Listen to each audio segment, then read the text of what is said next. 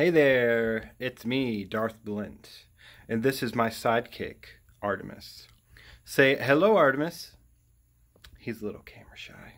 I wanted to do an update from my very first video when I had Artemis to now. Artemis has grown quite significantly, weighs so much more than he did back then. At 22 days, he's now sitting at 5.5 weeks old, doing just fine. My Quaker parrot Artemis, let me tell you about some things I've learned. Yes! Say, I love you! Maybe not. No, of course not. But let me tell you some things I've learned about having a Quaker parrot since I've gotten Artemis. One, they want your attention. If you're home, they want to be around you.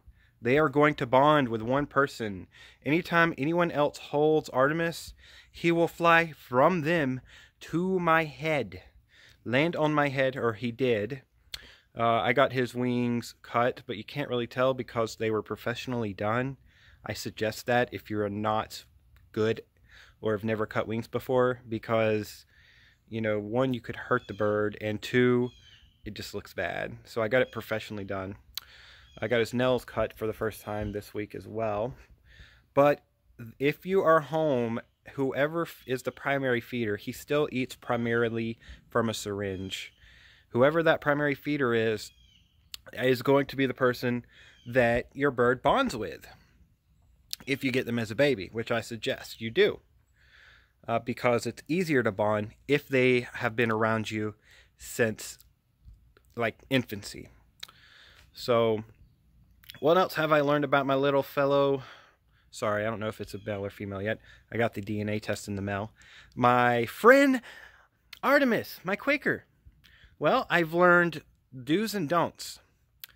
First thing is Artemis has taken a liking to my shoulder, and I did a no-no. I let him get used to my shoulder being a normal perch, and he started showing signs of Artemis started showing signs of aggression. And I had to break Artemis of that by limiting shoulder time and making sure that I was always higher than Artemis, because Quaker parrots are very dominating and they will want to be higher than you. And if they stay higher than you for a long period of time, or are shouldered for a long period of time on a regular basis, they will start becoming very bossy and assuming that they are in control. The best way to stop that is always let your head be above their head, and shoulder is a privilege, not a mandatory perch. Not only that, but when you tell them to go up, I ain't going to say the S upward. If they don't do it from your shoulder, that means that they don't see you as an authority figure. But if they do it from your shoulder, that means that they do see you as an authority figure, and you're good to go. So he's learned S up and S down. He's learned go home. He's learned my laugh. He can mimic my laugh. I don't know if he'll do it on camera.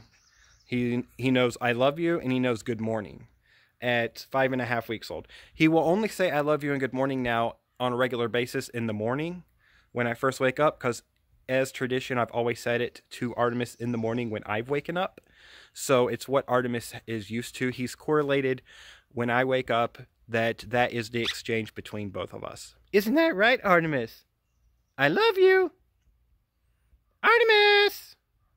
I love you. What else have I learned about having a Quaker parrot?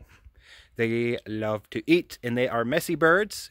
He loves millet. I put a little piece in there to try to get him worked on eating whole, like food on their own, along with a mix of pellets and a tray of water. I will, and here's another thing I suggest, take the food out once they start eating whole food, and making sure that they eat outside the cage, because you want to make sure that they are not bonded to the cage, that they are willing to come out of the cage, and that as much as you can get into their space as possible inside their cage, put your hand in their cage, is better, because the less you do it, the more cage aggression they will show. The more cage aggression that your Quaker has, once they have it, it's hard to prevent it. And all Quakers will have some form of cage aggression. It all depends on how you interact with your little, your little friend here. Oh yeah, that's another thing. They poop a lot. Thankfully, I have him on my finger to prevent him from pooping on me. And it still didn't work completely because he still got it on the bottom of my shirt. But that's okay. You can't get mad at your bird for doing a natural instinct, protecting his home, being cage aggressive. You can only do positive reinforcement. That's the only way to really help your bird understand that you're okay for him to be around. You're okay to be in his space. And you can't get mad at him for pooping where he poops because, you know, that's just what he does. He will eventually... He just mimicked my laugh. Good birdie. Can I have a kissy? No? Okay.